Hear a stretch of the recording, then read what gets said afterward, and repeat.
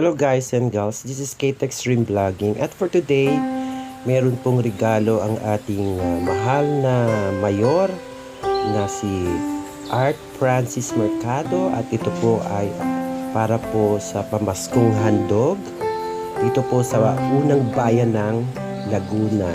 So ayan guys, i-unboxing po natin at buksan po natin kung ano po ang laman ng kahon.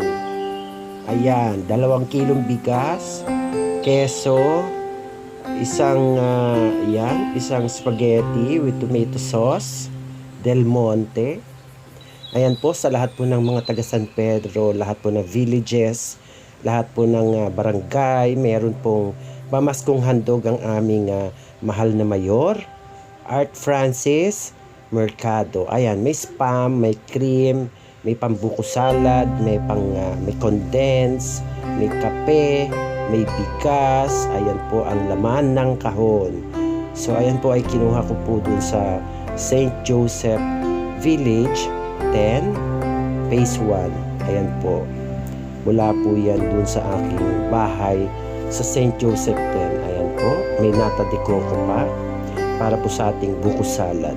So ayan po, sa ngayong Pasko po tayo po ay gagawa ng buko salad. Ayan po, bibili na lang po tayo ng buko na kinayod. Total meron na po tayong mga pangrekado, so idadagdag na lang natin po yan.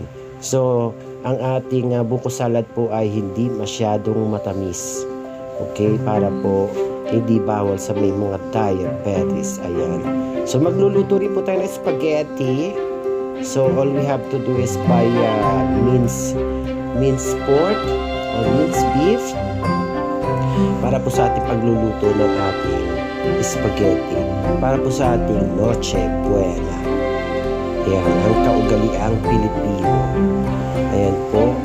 At yes po, nag-unboxing tayo ng regalo po ni Art Francis Mercado, ang ating punong namamahala ng ating mayor ng San Pedro. Maraming salamat po, Mayor Art Francis Mercado. Thank you and Merry Christmas po sa inyong mag-anak. Ayan po. Ayan. Lungsod ng San Pedro, una sa Laguna. Ayan po. That's brought to you by Mayor Art Francis Mercado. So ayan po ay ibinigay sa St. Joseph 10 Phase 1. Ayan. Meron din po dito sa lahat po ng barangay dito sa San Pedro, meron pong regalo. Maraming salamat po at yan po ay ayuda ng ating mahal na Mayor Mercado. Ayan po.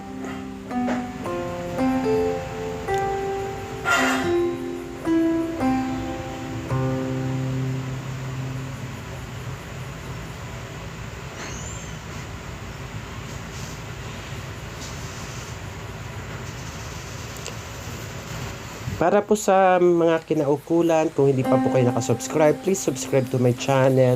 Buksan nyo na rin po yung notification bell para po sa mga susunod na upload.